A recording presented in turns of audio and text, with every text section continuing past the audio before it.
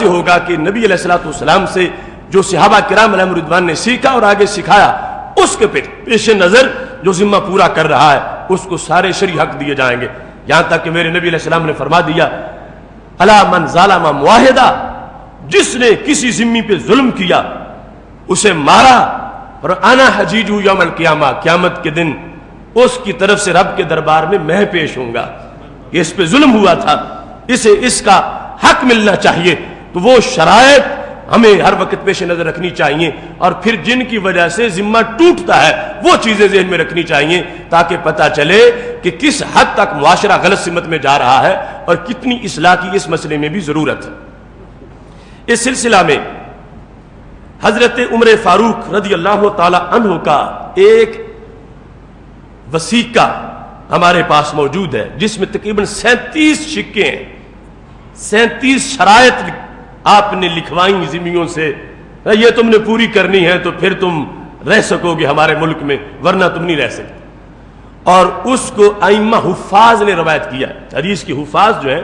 انہوں نے وہ سارا عہد نامہ جس پر امیر المومنین نے دستخط کیے اور یہودیوں عیسائیوں نے دستخط کیے وہ کتابوں میں سند کے ساتھ موجود ہے۔ حضرت عبد الرحمن بن غنم رضی اللہ تعالیٰ عنہ نے اپنے ہاتھوں سے وہ لکھا اور پھر جانبین اس پر دستخط کیے، وہ عبد الرحمن بن غنم ہی اس کے راوی ہیں۔ اس وقت یہ تفسیر ابن کثیر یہ 10ویں پارے میں یہاں وہ مکمل طور پر وہ عہد نامہ موجود ہے کہ جو حضرت عمر رضی اللہ تعالیٰ عنہ نے شام کے لوگوں کے لیے جو اہل کتاب تھے جب شام فتح ہو گیا تو ان کے لیے آپ نے جو عہد نامہ لکھا ان کی طرف سے جو پیش کیا گیا آپ نے دستخط کیے، اس سے یہ پتہ چلتا ہے کہ یہ نظام خلافت راشدہ جو اسلام کی نظام کے لحاظ سے اولین سبق ہے اس میں کس لحاظ سے ذمیوں کی ذمہ داریوں کو بیان کیا گیا اور پھر اس کے بعد ان کے حقوق کی کتنی نگہبانی کی گئی۔ میں اختصار کے ساتھ چند باتیں آپ کے سامنے پیش کرتا ہوں جس میں جو عیسائی تھے شام کے ان کے ساتھ معاہدہ جو تھا، بسم اللہ الرحمن الرحیم ھذا کتاب لعبد اللہ عمر امیر المومنین من نصارى مدینہ کذا و کذا، بسم اللہ سے اس کو شروع کیا گیا اور پھر شہروں کے نام لکھ کے کہ یہ فلاں شہر کے عیسائی ہیں، یہ فلاں شہر کے عیسائی ہیں، اور ان کے ساتھ اب معاہدہ ہو رہا ہے۔ اس کے اندر ان لوگوں نے اپنی طرف سے جو اقرار کیا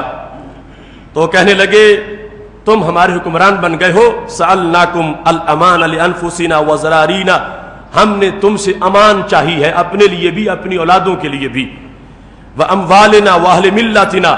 اپنی ملت کے جو لوگ ہیں ان کے لیے اور اپنے اموال کے لیے کہ ہمارے مال کوئی نہ لوٹے،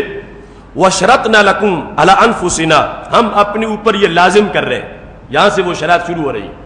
شرطنا لکم علی انفسنا، ہم عیسائیوں پر تمہارے لحاظ سے یہ لازم ہے کہ ہم ان باتوں کا ضرور لحاظ رکھیں گے ورنہ ہمارا ذمہ ختم، ورنہ ہمارے لیے تلوار جائز ہو جائے گی۔ کیا تھا؟ اللہ نحدث فی مدینتنا ولا فی ما حولها دیرا، کہ ہم اپنی کوئی عبادت گاہ نئی نہیں بنائیں گے، کہیں اپنے لیے کوئی دیر کوئی گرجا ہم کوئی عبادت گاہ اپنی نئی اپنے اس جو تمہارا اسلامی ملک ہے اس کے اندر نہیں بنائیں گے۔ اور ساتھ یہ بھی کہا ولا نجدد مخارب منہا، جو پہلی بنی ہوئی ہیں اگر وہ بسیدہ ہوتی ہیں تو ہم مرمت نہیں کریں گے، نئی نہیں بنائیں گے اور پہلی جو ہے ان کی مرمت نہیں کریں گے۔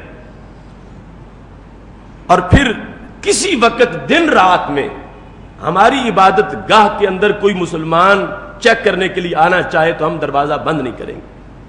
جب کوئی چاہے آ کے چیک کر سکتا ہے کہ ہم کیا کر رہے ہیں۔ اور اس کے علاوہ یہ ہے کہ ولا نعلم ولا نکتم غشا للمسلمین، ہم کسی لحاظ سے بھی مسلمانوں سے دغا نہیں کریں گے، کوئی ہماری کھوٹ پکڑی جائے تو ہمیں نکال دینا، ہم مسلمانوں سے کوئی دغا بازی نہیں کریں گے۔ اور ولا نؤوی فی کنائسنا ولا منازلنا جاسوسا، ہم اپنے گھروں میں یا اپنے کنیسوں کے اندر کسی جاسوس کو پناہ نہیں دیں گے کہ جو مسلمانوں کی جاسوسی کرے اور ہم اس کو چھپا کے رکھیں، ایسا ہم کبھی نہیں کریں گے۔ ولا نعلم اولادنا القرآن، ہم اپنی اولادوں کو قرآن نہیں سکھائیں گے، تاکہ ایسا نہ ہو کہ وہ آیات پڑھ کے عام معاشرے میں جا کے مسلمان بن کے پیش ہو کے لوگوں کے راز چوری کریں۔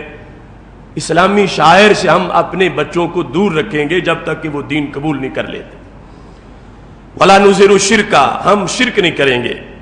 ولا ندعو الیہ احدا، ہم اس کی طرف کسی کو دعوت بھی نہیں دیں گے کہ وہ شرک کرے۔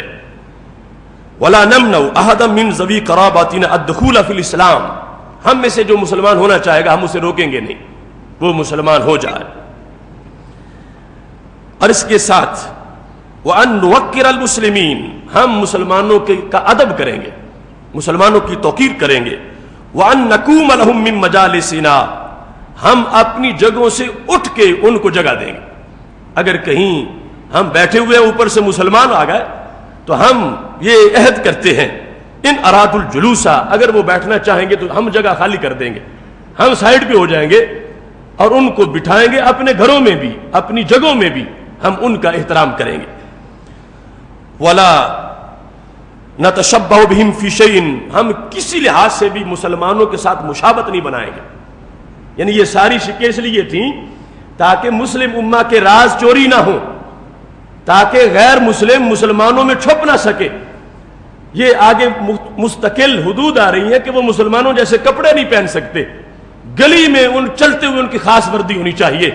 تاکہ دو مسلمان اگر آپس میں بات کرنا چاہتے ہیں تو وہ دیکھیں کہ وہ یہودی جا رہا ہے، وہ گزر جائے پھر بات کریں گے۔ چونکہ عیسائی سامنے سے گزر رہا، اب نہیں بات کریں گے، وہ گزر جائے تو پھر بات کریں گے۔ تو یہ کب پتہ چلے گا؟ جب ان کی وردی جدا ہوگی۔ تو ان کے لیے جدا وردی کا تقاضا بھی شریعت نے کیا کہ وہ عام مسلمانوں جیسے کپڑے نہیں پہن سکتے۔ اور یہاں ان شرائط میں جو حضرت عمر رضی اللہ تعالیٰ عنہ کے سامنے پیش کی گئی تھیں، کہا مم ملابسہم فی قلنسوا ولا امامہ،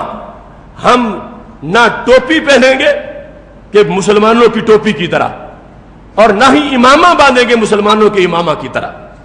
ہم لباس میں بھی مسلمانوں سے مشابہت نہیں کریں گے، جو کپڑے ہیں سوٹ اس کے لحاظ سے بھی، اور پھر سر ڈھانپنے کے لحاظ سے بھی، تاکہ جب بھی کوئی دیکھنا چاہے تو پتہ چلے کہ یہ ہم میں سے نہیں۔ ہر مقام پر ان کو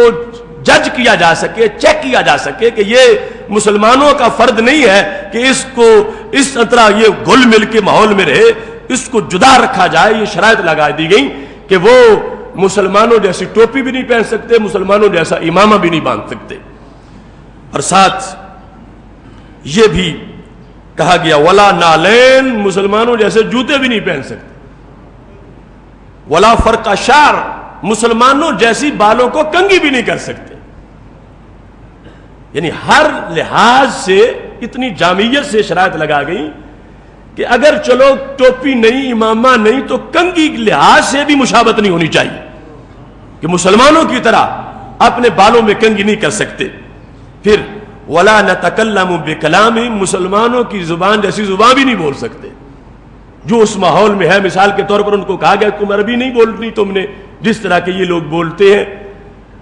اتنا بھی پہرا رکھا گیا ولا نقتنی بکناہ، فرما مسلمانوں جیسی کنیت بھی نہیں رکھ سکتے۔ یہ ابو الخیر، ابو زید، اس طرح کے جو ابو شرف، مسلمانوں جیسی کنیت بھی وہ نہیں رکھ سکتے۔ اس کے ساتھ یہ کہا گیا جو انہوں نے خود اپنی طرف سے شرائط لگائیں ولا نرکب السروج، مسلم کنٹری میں گھوڑے پر بیٹھنے کے لیے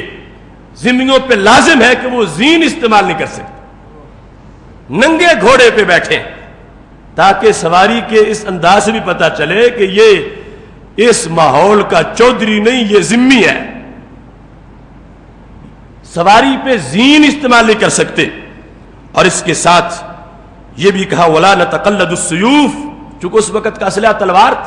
تلوار پہن کے ارچہ نیام میں وہ نہیں چل سکتے۔ مسلمان چل سکے گا نیام میں تلوار ڈال کر، مسلمان ملک میں اقلیت کا یہ حق نہیں ہے، یہ ذمہ داری ہے کہ وہ اس کی پابندی کریں کہ نہ زین والے گھوڑے پہ بیٹھیں گے اور نہ ہی یوں اسلحہ لے کے چلیں گے۔ اور اس کے ساتھ کہا ولا نتخذ شیئا من السلاح، اسلحہ بنانے پر ان پہ پابندی ہوگی، وہ اسلحہ نہیں بنا سکتے۔ ولا نحملہ، اٹھا بھی نہیں سکتے۔ ولا ننقشہ خواتیمنا بالعربیۃ، اپنی انگوٹھیوں میں عربی نقش بھی نہیں بنا سکتے اپنی انگوٹھیوں کے اندر۔ اور اس کے ساتھ ولا نبی الخمور